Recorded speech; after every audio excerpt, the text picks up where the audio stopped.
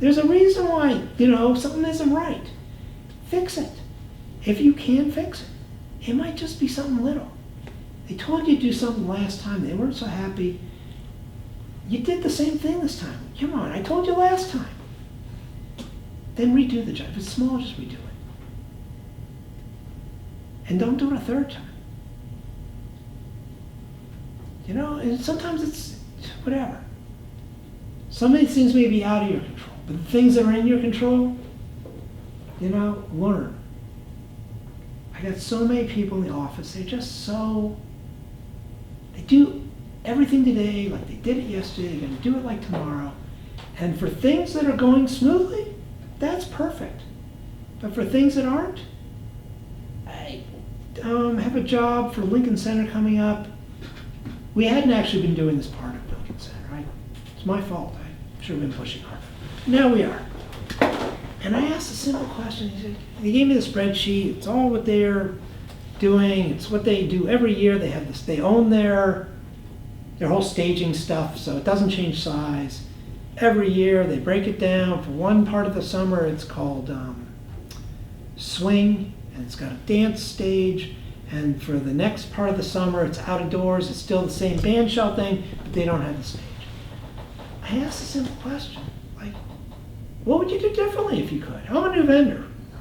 I don't know. I don't have any bad habit. And they were like, oh, this one thing, if you could just make this 6 inches bigger all the way around, just do it. I'm like, yeah, no problem. I didn't even change the price. What do I care? They should have asked the old vendor. The old vendor, I guess, could be asking, but you tend not to do that. It's more of a question at the beginning. But what can I do to make it better? It's a simple question. You might get, no, just do your job and it's fine. Okay, do your job and it's fine. Having a little bit of rapport with a client goes a long way. And it's a life skill. Whether here at ABC, anywhere, it's a life skill. It doesn't mean you let clients push you around all the time. Sometimes you got to push back. Well, even when you're pushing back, though, you got to put it in a way that, if you can make them laugh, it's all good. Whether that's by making fun of yourself or making fun of yourself with that person or whatever, it's just, not everyone's a comedian. But it can't be so dry. Oh, got your order, whatever. Just lighten it up a little.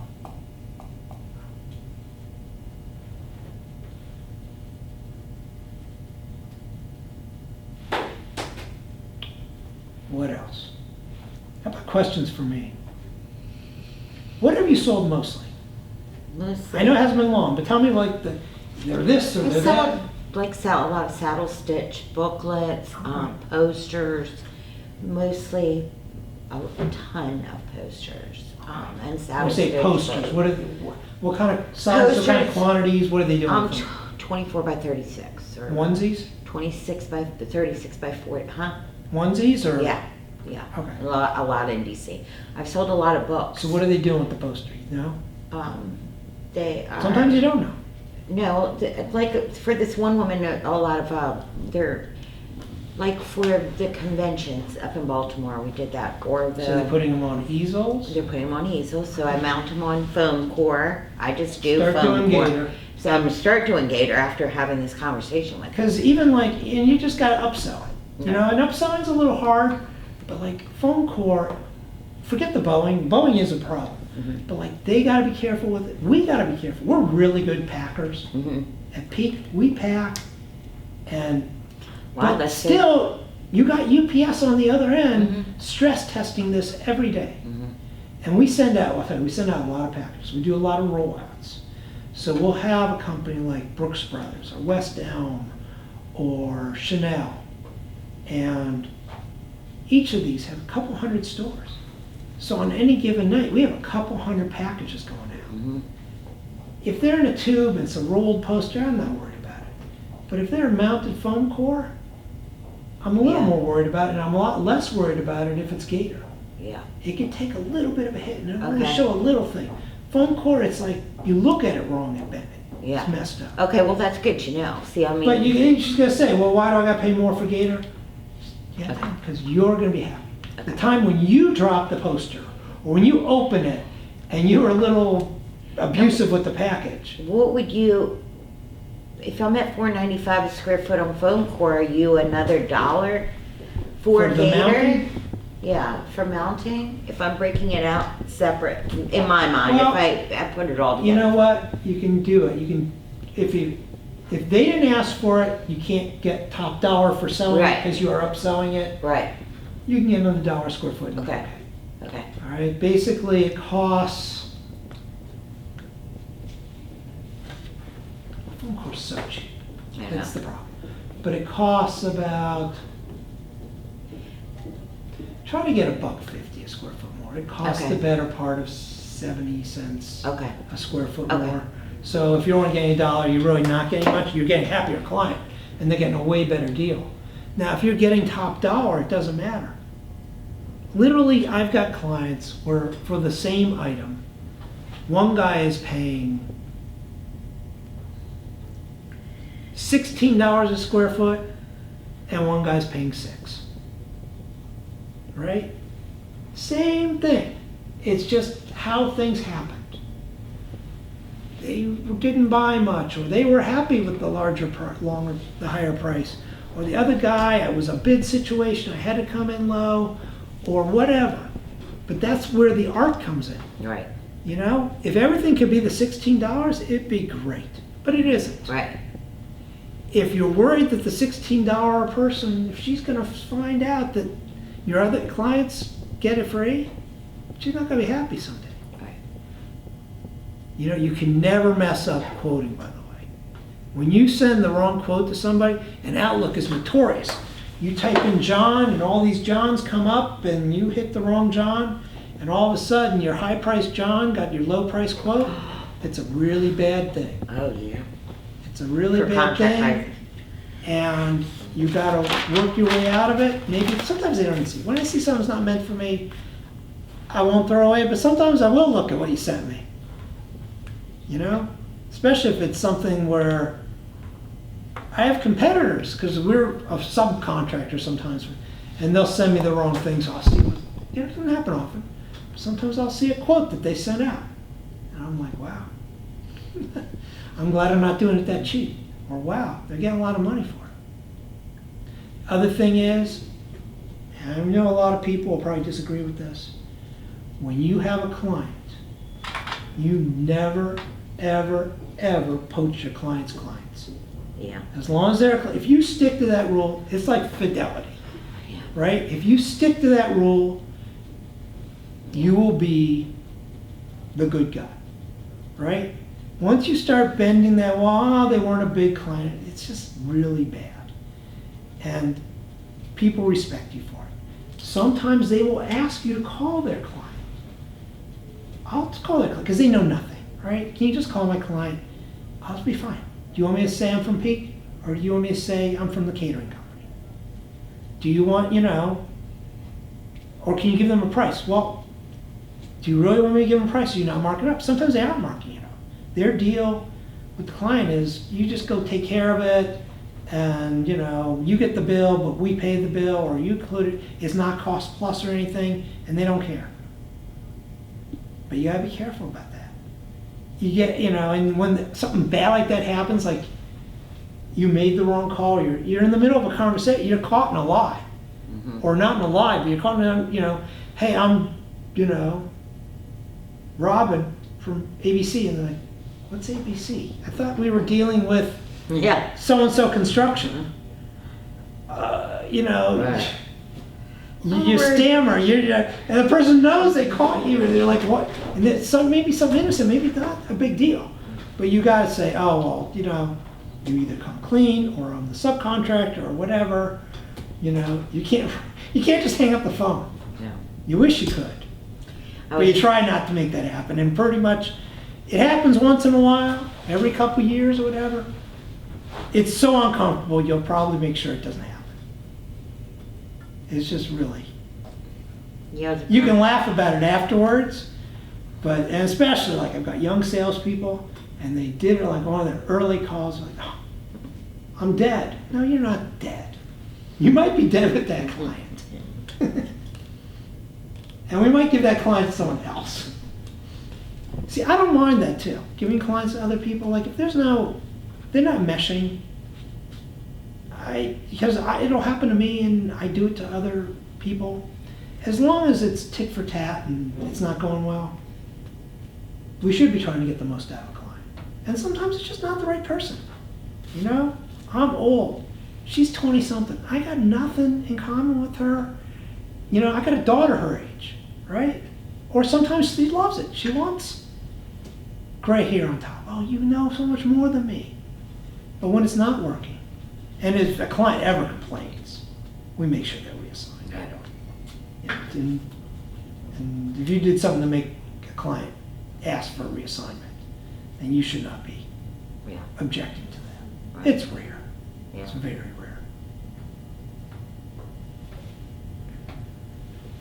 All right, we talked. So you're doing boards. What else? I did a lot of perfect bound books. Ton of perfect bound. Okay, that's right in ABC's Yeah.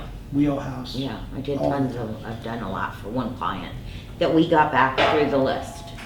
Are they a client that is only in one location, or are they all around the They're one country? location, and I've done about $30,000, $33,000 worth of books for them. Okay. So In the New York they're- area? No, they're in DC, In this DC. area. Mhm. So you're still dealing with one of the major plans. So I'm doing offset. It's going through offset department, so, Yeah. which is, we don't, Well, we only even have Peak- one location. Right, we only have one location. so Now, it's do you offset. do offset printing at all at Peak? Not a peak. Okay. If I do offset printing, I send it down here. to Alexander, yeah. I need a little, For Dana. you know, I need another couple days. I need Damien to quote it, Mhm. right? I need everybody on the same page too. Yeah, Like, who's gonna do the pre-press? Are we gonna do it, or is Damien gonna do it? right. You know, if there's a problem with the proofs, we always show, you always show soft proofs? Yes. Hard proof, actually, on this particular client. Offset? She gets Well, that was a hard. bigger client, Yeah. all right. And they Offset deliver. often doesn't have, well, was it a digital proof or was it an offset proof? It was a digital proof Okay. for offset. Okay. You know, that's what you always It's have to just do. the way 'cause you they can't- want, 'cause they're No, big that's fine. books. And you can't do an offset proof for an offset Yeah. client. You can have a press check, but that person's gotta be there right then and there, and Yeah. that's, Yeah. those days are pretty much gone. Yeah. I used to do a ton of press checks. Yeah, well, that's fine. You're looking at the Yeah. first off. Yeah. And it's, all of them are gonna look like that. Are you good? Yeah, we're good. You know? We do that too. One of the things that I'm doing for one of my ABC clients is we printed out their social responsibility book, Mm. right? Pretty much all Fortune 500s have to have it, and give it out to when they're dealing with community type interest or legislators or whatever. You know, it's their good guy book, you know, Yeah. we're good citizens and this is what we're doing. And I'm not just gonna tell you about it, I'm gonna show it to you, do whatever. So what we do for that client is we printed them all, but then we are fulfilling them, because they printed, it's only 2,500 bucks. They took the first 750, all the rest of them are getting fulfilled, like 50 at a time, 100 at a time, through dry ink. Hmm. And we're using it like, you know, Oh, a fulfillment thing. As soon as they put an order in, you know, Did they someone's got just to do go it. right through dry ink and They place just go it? right through dry That's ink, pretty which good. I am not, you know, because I don't sell a lot of Yeah. awesome. dry ink, Mhm. offset, business cards, letterhead. Mhm. It wasn't geared toward what I sell. But it's working out perfectly for them. We've done a lot of the CAD too, the CAD blue line stuff. We've done that. And we've also sold the banners. And we've done the banners through Peak. So I've done like Vinyl three. banners Uh-huh.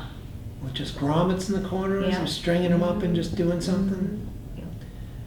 One of Had the them things, shipped to New York and picked up there. one of the things I always do is I just ask the client what they're doing with them. Because, That's the tricky part like, of you print know, well, it's the well- questions you gotta ask. oh, you ask what they're doing. You may not have the answer. You may Right. say, that's great. I'm gonna call you back in an hour, give you a quote. Let me think about this. Because what they're doing on it with it might depend on what you want to offer them, Right. you know? They ask for a banner, but do they really need a mesh banner? Or do they really need a fabric print? I mean, we have some pretty high-end clients. They'll tell us they're doing an event, they want to step and repeat. Yeah, give me one of those banners, right? First of all, they're probably not thinking banner, they're probably thinking fabric banner because they're selling, it's a clothing company, they're selling fabric. They Right. don't want this cheesy plastic, in their mind it's a Vinyl. cheesy Yeah. thing, right? But you gotta ask them what they're doing with it. Because sometimes fabric's no damn good. It's like for some beach thing and it's gonna get trashed and, you know, we know it's this and, you know. Or do they need grommets? Or do they need pull pockets? Or sometimes they'll ask me, you know, it might even be a reorder of something. We do you know those pop-up stands? They're pretty cool. They basically Oh, are, the pop-up displays like we got right there in the lot? no, that's a retractable. Oh, Okay, that's Okay, like that's different That's like a than- roller shade, right? And reverse roller Right. shade, right? So a blind, you pull it down from the top, you Right. bring it down. Here's so the a bottom. pop-up's different? Yeah, that's a retractable.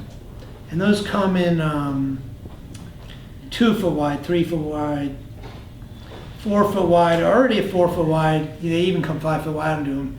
They start bending, they eagle, they wing in and wing out. I don't really like them. But at 2, 3, even 4, they're fine. But a pop-up is this kind of collapsible frame, Huh. and they're nominal sizes. They'll call them like 8 by 8s. They're not really 8 by 8s. They're 7.5 by 7.5. Or they're 7.5 by 8 by 10s, which really means they're 7.5 by just a couple inch short of 10. And what's beautiful about them is you put a stretch fabric on them. You have to do them dye sub.